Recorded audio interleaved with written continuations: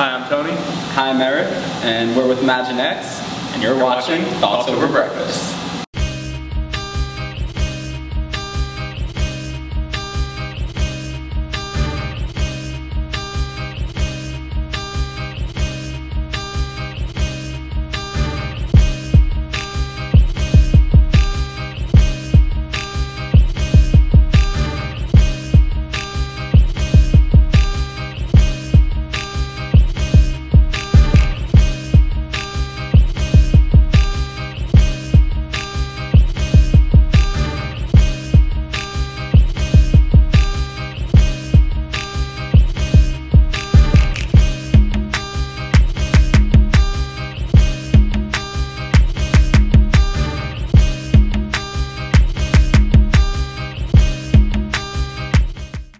ImagineX is a creative technology studio that provides visual experiences.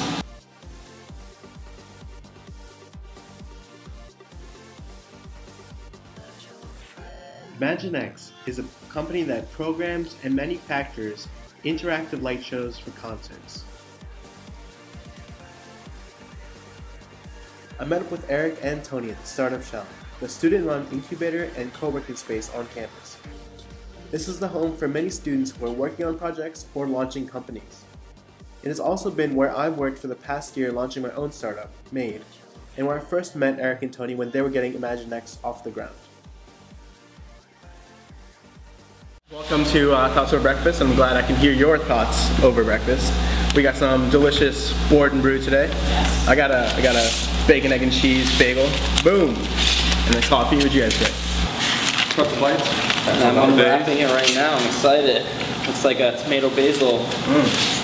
First of all, I just want to say thank you for coming out today. I know you guys are really busy with everything you got going on, and I also want to say congratulations on both your success and ImagineX and everything that you're doing right now. This is kind of crazy. Like Eric, you're actually the person who interviewed me for the Startup Shell application about a year ago. So I guess it's come full circle now. Cool, yeah, so do you want to just talk a little bit about what ImagineX is and what you guys do? Yeah, sure. I'll start it off, I guess. ImagineX is a visual experience company, and we're a software company. We write the software behind the scenes that are running stages, festivals, and visual environments. You don't really, as a fan or user, or maybe you're going to the Grammys or an American Idol show or a concert, you don't really see us. We're behind the scenes, but these shows are running off of our software. It's called system control software, and every multimedia environment has it, from the Super Bowl halftime show to Cirque du Soleil, and we're developing that software and selling it to other production companies. How did ImagineX start? How did this whole thing kind of come together? Yeah, I started it by myself as a one-man team for the first few months, and it was really a culmination of all my hobbies and interests at the time coming together.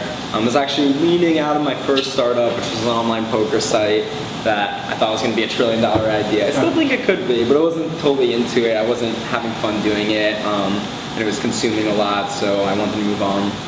At the time, I had my hands in a lot of different things, from 3D printing to microelectronics, to LEDs and projectors, etc. And I started playing with LEDs and projection technology, and got invited to showcase that at a concert in DC. And it was my first show ever, and there was probably almost 3,000 people there. And it kind of bluffed the whole way through. You normally don't do your first show with 3,000 people, we do it with 300 people. And yeah, we pulled it off. We went to the concert, purchased a ton of gear. University of Maryland actually helped kind of bootstrap my business, purchased my first 2 projectors through winning pitch in the competition, or runner-up in it.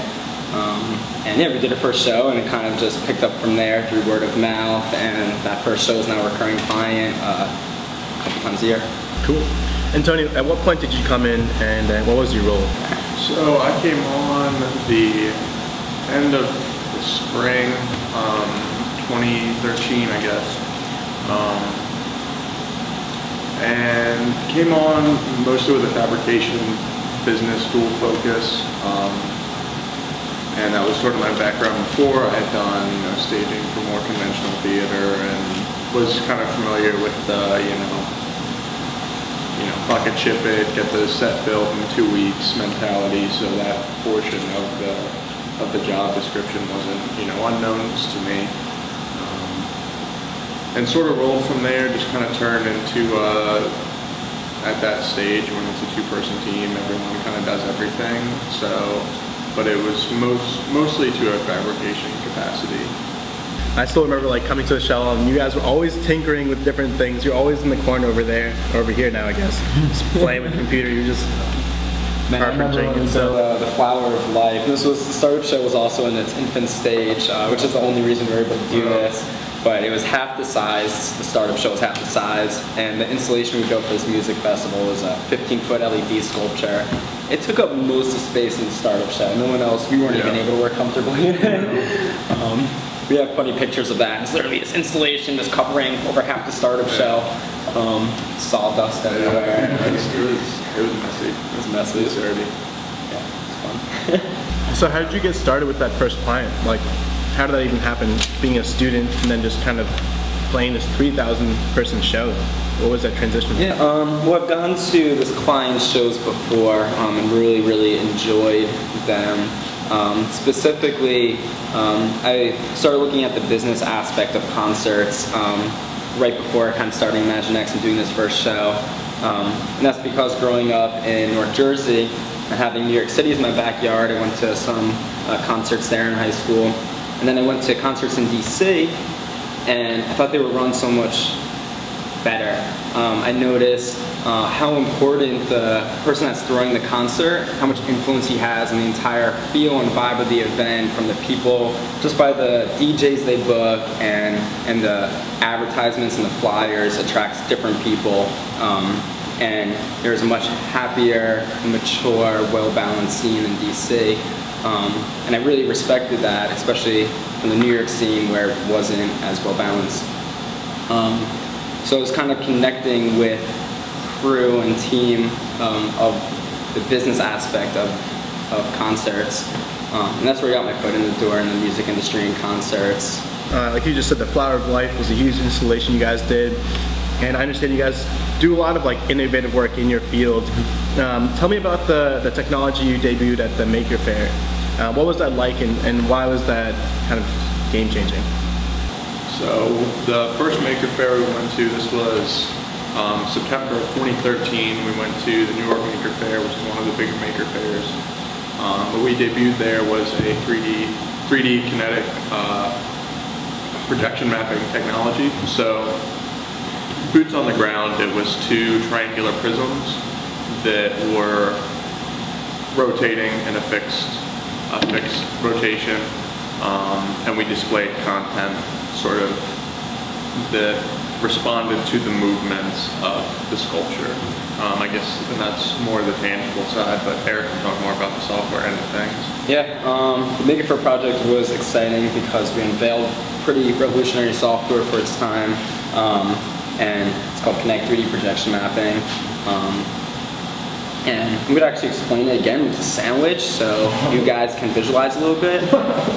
Before we get to the kinetic part, which is just like something to warp your mind around, projection mapping is you want to projector map the sandwich. You want to shoot a projector at the sandwich and display content on a slice of bread, which is a challenge in itself. You don't want the image hitting anywhere else. You want it to look good. You want to turn this into a TV screen and watch TV on my sandwich. And the challenge, the real big challenge is, could I project a TV screen on the sandwich as I'm moving the sandwich around? And that's never really been done before, and our prototype that we built at Maker Faire was a beta version of that. And it was really well received. We won an award for it at Maker Faire, Editor's Choice. And it was, there's so many challenges involved. I was on the software end of that, so we had to track the object in real time and calibrate our projectors in real time. Even the fabrication had to be accurate within a millimeter on every single corner. It was quite the sculpting process, I remember, and we had a few funny hiccups. Like we were joking at Home Depot. I got this adhesive glue to sort of put the styrofoam pieces together. We were joking. It's like, oh, I hope it doesn't burn through the sculpture. And as soon as I put it on, it burned straight through the styrofoam. So that was definitely sort of the comical portion of it. It wasn't comical at the time. It wasn't comical at the time. Looking back. Yeah, looking back on it, it wasn't comical, but it was,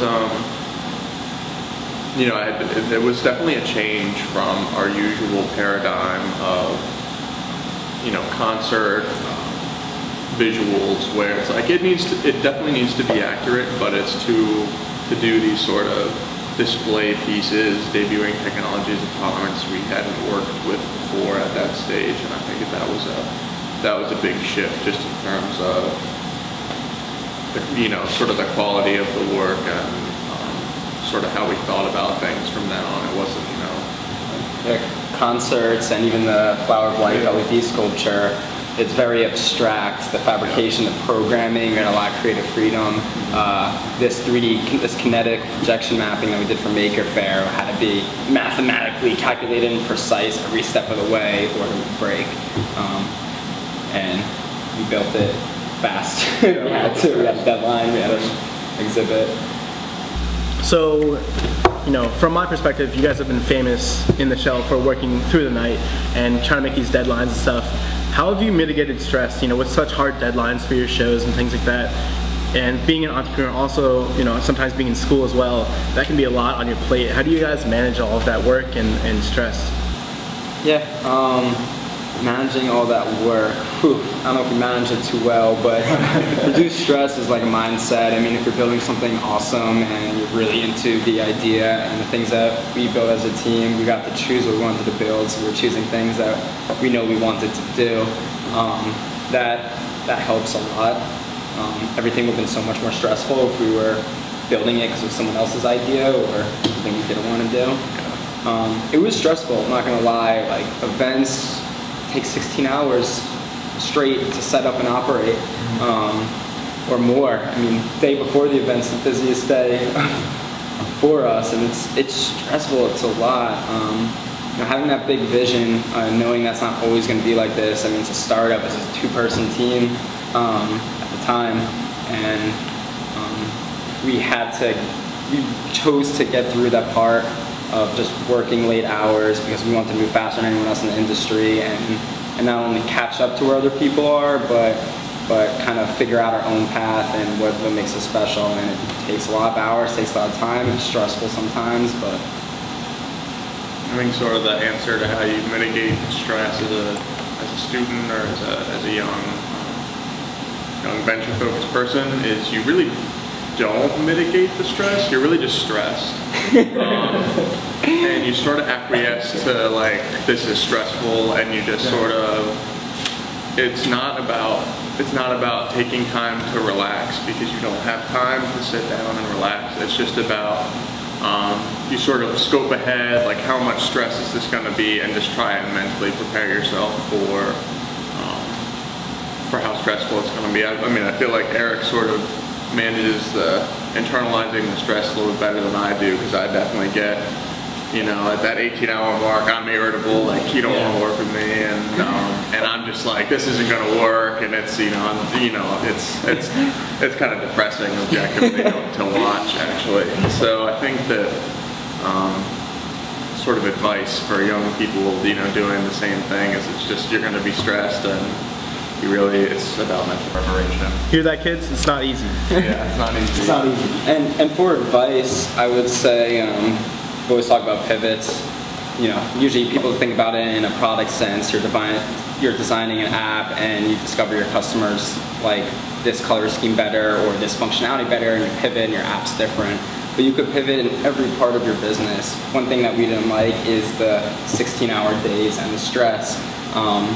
Unfortunately, we weren't able to solve that while you were still around full time. But recently we pivoted our strategies to try and reduce our time on site, reduce stress. That has to do with systematizing things. It has to do with choosing clients that we like and turning down clients that we don't like or we think are gonna, you know, not have the money or the time for us to be happy while working. So now we do more corporate clients. We still like the concert industry. It's a research and development playground for us. but corporate clients are less stressful. Yeah. It's more time. And I think pivoting is key, especially like in the kind of startup aspect of it. A lot of people kind of see it as maybe failing. I don't think it's that at all. I think it's succeeding. You know, being able to understand that you need to pivot is such a huge step. You know, Made pivoted this summer, and we felt so much better afterwards. There's some time where you kind of like, oh, is this right? Do I really do this? But it quickly, you understand if it is right? Because then it just, you know, the work is easier, it makes more sense, it's what you want to do. So yeah, I mean, I think what you said is perfect. Like, pivoting is essential to this process, and this iterative process is, you'll never have the perfect product, you'll never have the perfect model, you just keep going and making it better. And so, like, what resources did you guys use as you were developing ImagineX and while at UMD? What were key to helping you build your business? Yeah, there were probably two main resources that we didn't have that we needed to even just get our foot in the door and to get our version 1 and our first client, and those resources were money. I mean, we needed projectors, we needed assets, and we were college students without that. And we applied to entertainment competitions. I did a boot camp over the summer through the Dingman Center. I was able to find small pockets of money. I mean, there's also big pockets of money on campus, but at the time I needed just small pockets just to, you know, get something out there and test. And we placed in the pitch statement competition, and I was able to get some pockets of money to get my first initial assets. And that was hugely helpful. I wouldn't be able to serve a single client without projectors, for example. And then equally as important, if not more important, was mentorship on campus. There's so many awesome professors and mentors and other entrepreneurs that get it and want to help you, and it's like so impactful. Some of them are in your industry or have connections, and they've gone through so many failures that they could teach you, and not that you're not going to fail a bunch of times or pivot a bunch of times, but that advice I've gotten personally catered to ImagineX and where we are today and what we need to do by next week, and doing that every single week through Innovation Fridays at the Dingman Center and MTech, just private meetings with Craig and Akbar and other staff. Really helped us focus and be productive and efficient.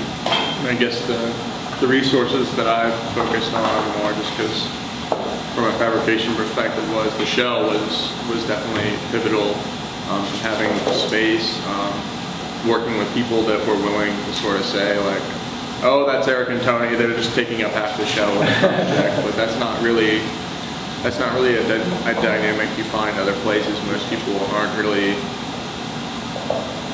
willing to say, like, they just sort of think like everyone who's running a company is like, oh, they have their laptop, they're good to go. Like, it's a lot of companies, it just doesn't work like that, and we were one of them at the time. So the space was a big resource.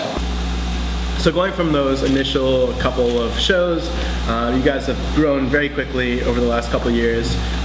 You know, doing movies and, you know, debuting new technology there, and then going to BMW and Maker Faire and different things like that.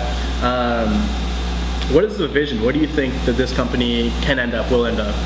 Yeah, the near-term vision is this service-based live event industry. We want to be at the top of the chain. We want to be creating the halftime show for the Super Bowl and Grammys, Disney, Emmys, like top productions worldwide. We want these shows to run off of our software and technology. That's our vision right now.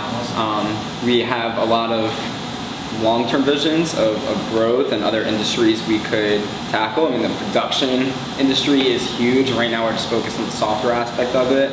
Yeah, and you guys all just worked on a feature movie, right, recently? What was the movie called? Yeah, the movie's called Bolden. It'll be out summer 2015. I'm on a lot of NDAs. I can't talk about it too much, but you can IMDb it, and it's running off of technology that I helped co-author with some other amazing talent and companies. Cool. And I don't know if I could say much more. Okay. How are you kind of using the maker passion you have in the programming now, and going forward, advancing your craft and some of the new projects? Tony, I know you're kind of running the Maker Lab and kind of doing a couple more lab projects. So what exactly are you doing now? Yeah, so That sort of progressed. That lab next door to us, actually, the rapid prototyping lab, is additive manufacturing focus, but with subtractive with the laser cuttings and PCB board production, electronics focus as well. I left ImagineX to do that full time. Gradually, but I guess more officially at the end of last spring of 2014, and have been working on that. So definitely a very a big heavy shift on sort of developing a few of the tangential skills associated with the things I work on, like 3D modeling, different scanning. So definitely still working very much on the same sort of personal development track that I had working with ImagineX, but in a separate project now. Yeah, one thing that's almost funny to note is you're quickly saying, like, yeah, Tony is the maker type, I'm the programmer type, which is accurate to define it in one word. Yeah. But I'm seeing you getting more into programming, I'm getting more into maker, and our primary focus is still programming and maker, but we're kind of getting into these other areas to just be more cohesive with other skills and working with other people. And I think that speaks a lot to sort of how definitely this industry, the entertainment industry, and sort of interactivity of any field is sort of developing. You have a lot of people looking through different lenses, different backgrounds, but it should definitely there's a big convergence in terms of you can't, we're in a day and age where you can't just program and be, you can make big leaps if you're doing research, but the big leaps really come from, you kind of pull, you have a big vision, you have a big sort of consciousness, and you're pulling these different things from different disciplines. A collaboration, that's having the startup shell. Yeah. So you mentioned the startup shell as being kind of key in helping you guys get a space and having a place to fabricate, and now that it's grown so much more, double the space, and then now you're running the fabrication lab. Like, for me, I know that, like, I came here, not nearly as often as you guys, but just having a place like this on campus was so essential to not only have a place to work, but like having people who are also working on ventures like that. And you guys were, part of the fabric of that, kind of the cornerstones of the shell, along with other people. How did that progress? Like, how invested were you guys in the shell and promoting that, and then also for ImagineX and individually, how did that impact you? I mean, I think it was pretty evident that we were super invested. I mean, Eric was one of the executive directors, and I was the facilities director. I came on to the show a little bit later. Eric was, day one was kind of in the door, and I came on a little bit later. So super invested in the shell. I mean, we were practically lived here. I mean, we lived here. We were on the management team. Worked in here every day. This was our office. Interacted with all the new members, invited the new members, developed policy, sort of developed the vision of the shell. I mean, it was crucial to us, and we were kind of crucial to it at that stage, definitely.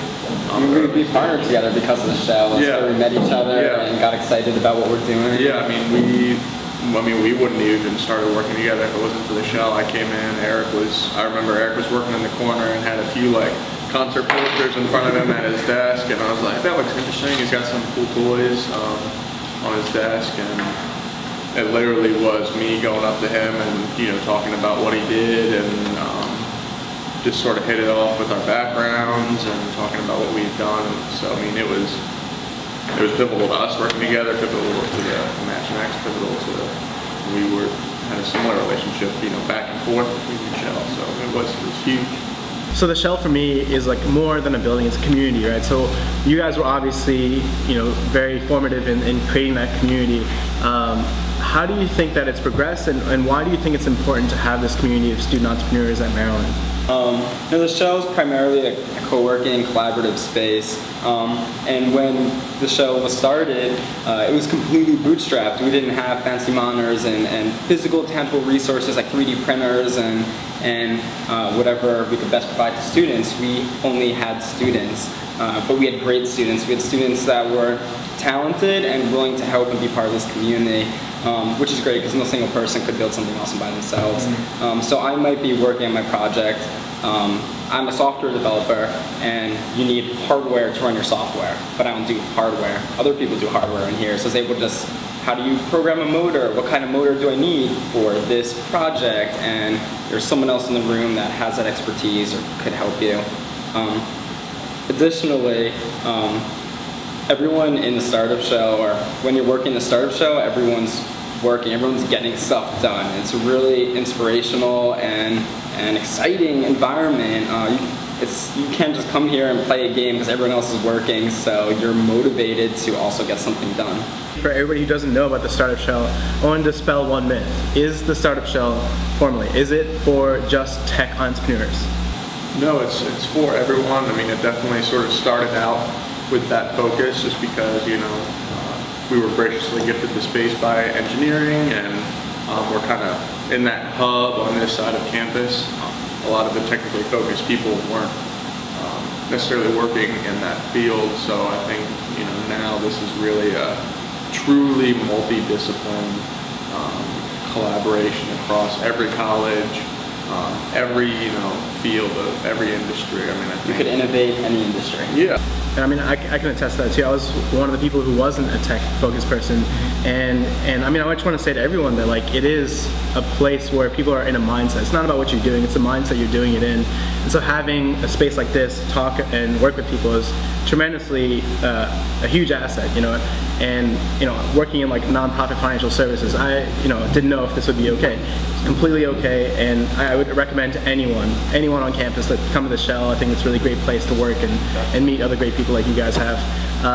What other advice would you have for people who are thinking about starting businesses, who are kind of in the formative stages at UMD, who are trying to start businesses? If you're trying to start a business, don't think about it and try and analyze it and write a business plan and spend months and months and months developing this business that you don't even know if you want to pursue. Just do it with a 2-week mindset. Be like, I want to try this business for 2 weeks. What could I do in 2 weeks? And then 2 weeks later, reevaluate. Do I want to keep doing this business? Do I want to pivot? Do I want to not do this business at all? Maybe it's too stressful, you didn't like it. All those are okay, but focus on what's next as opposed to where am I going to be in 5 years. And that way you're focused and you get to experiment, you get to move fast. I mean, yeah, similar advice is, I mean, you don't learn by thinking about something, you learn by doing something and just picking up things along the way, seeing if it doesn't work. So my advice is definitely do it. My advice is also to sort of not think about where the business is going, but think, you know, really be honest with yourself, really be, you know, think about you on a personal level. Like, is this something I'm passionate about? Is this something I'm willing to, you know, make sacrifices for? Is this something I'm willing to, you know, be stressed about, work 18-hour days? All of these things that add up, they will be a drain on you, and I think a lot of people kind of jump into it, and some of them get eaten up by it, and some of them don't, but it's definitely sort of a dynamic to watch out for, and it really does come from being, you know, thinking about it. Yeah. Also, you guys should come hang out with us at the Startup Show. Like us on Facebook, we have open house hours. We're always open house, but there's specific times and events on Facebook that you should come check us out. And all right, thanks for having breakfast with me, guys, and sharing your story. breakfast is delicious. Yeah. I'd like to hear your thoughts on breakfast.